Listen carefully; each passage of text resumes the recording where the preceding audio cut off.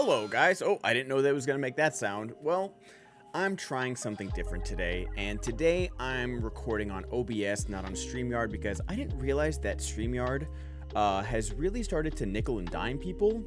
And oh, so I'm working on my exposure real quick. There we go. That's better. That's better. Let's do that. They started nickel and diming people where it's like, now you have to pay like $40 a month to do 1080p. I didn't realize my last few recordings were in 720, and I guess apparently for the last little bit they've all been in 720. And we live in 2023 where 720 is basically 360, and I'm just saying a bunch of numbers now. So I'm gonna try recording on OBS. Let me know how it goes, guys. If it's any better, if it's any crisper, if it's any clearer, let me know, because I got a few comments about the volume of the music. So let me know if the levels are better, if you guys can hear me better. Let me turn my mic up a little bit as well. I'll do that. But today, we are talking about Cocaine Bear. This movie is directed by Elizabeth Banks and has a pretty great cast. It's got Kerry Russell, Alden Ehrenreich, Ray Liotta, O'Shea Jackson Jr., Isaiah Whitlock Jr., Margot Martindale, Jesse Tyler Ferguson, Christoph Hivju, which you guys know as Tormund Giantsbane from Game of Thrones. It's got a pretty secretly stacked cast when you just step back and look at it. And this is based on a true story.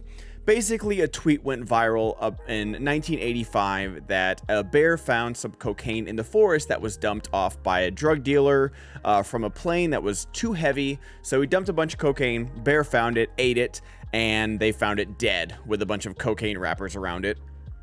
And that tweet went viral, and here we are. We have this movie called Cocaine Bear. And this is a bunch of different stories of different people that all run into the cocaine bear at one time. And it's supposed to be like this crazy madcap, happenings of this bear that does cocaine and then just goes crazy. So I don't know.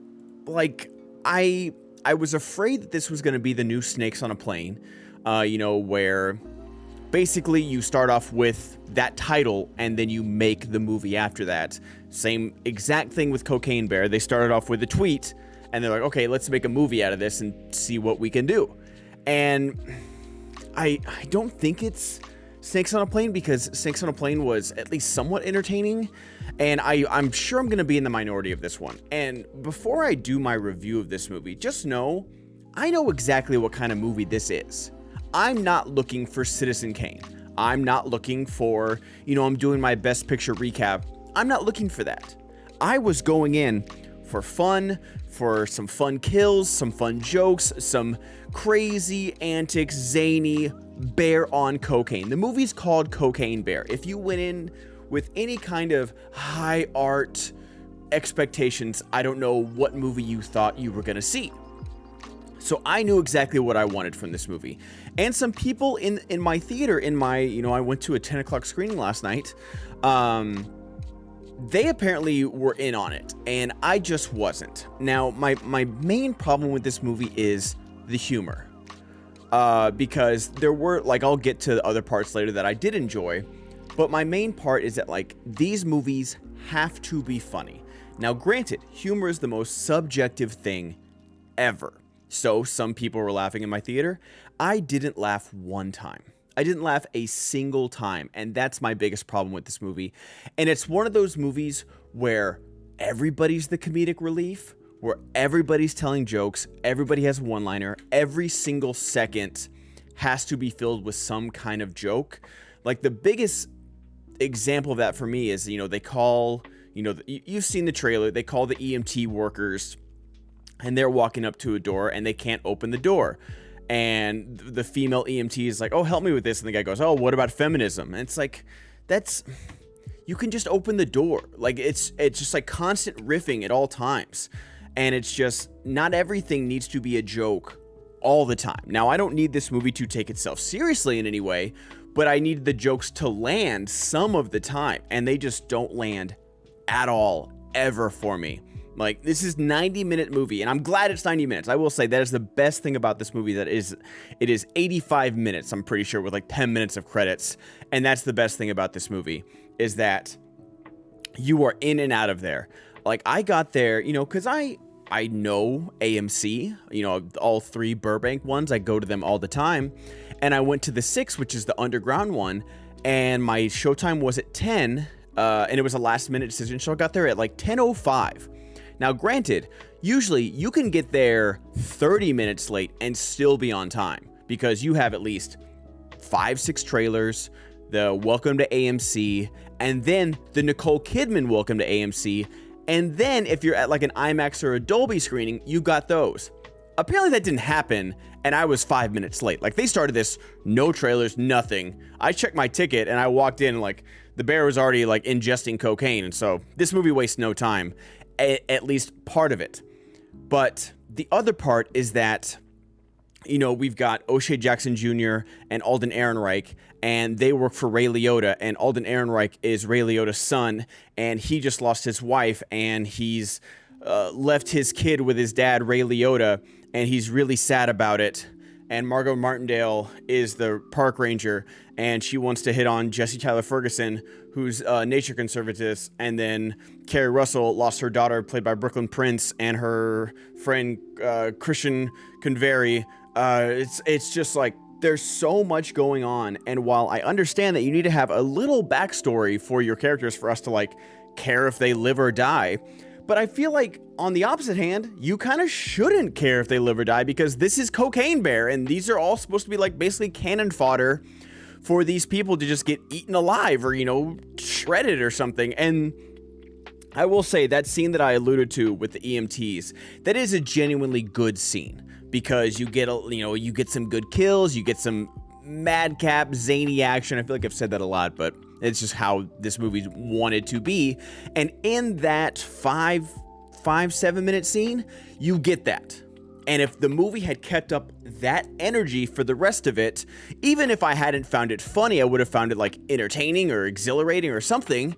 But it doesn't. Like, the editing is so strange in this movie, where you're about, and I feel like Elizabeth Banks or the editor was trying to build up the tension of the reveal of the Cocaine Bear, and instead, like, the kids run into it and it's about to attack and they cut away, and then we're just left with like O'Shea Jackson Jr. and Margot Martindale, and it's just like, no, but like, this is what I'm here to see. Not like specifically kids getting mauled or anything, but just I'm here to see the Cocaine Bear go wild. And it didn't feel like a build up to anything. It felt like you were cutting away at the wrong time.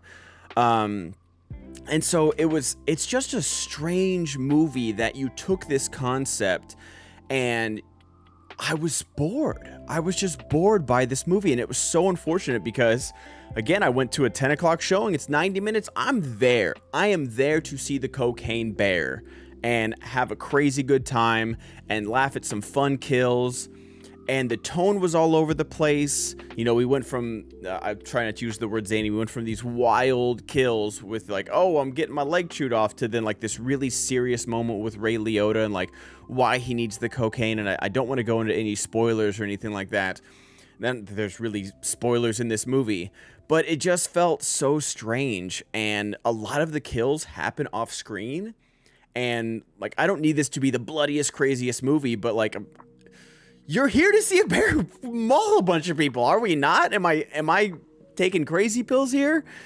And so, I don't know, it just felt like a weird amalgamation of things where they kept zigging when they should have zagged, you know, speaking of cocaine. And it just didn't work for me. Like, I've seen a mixed reaction online where people are really having fun with it, and that's great. I'm truly, truly jealous. I don't want to waste 90 minutes on Cocaine Bear and not be entertained. I went there to be entertained and be crazy.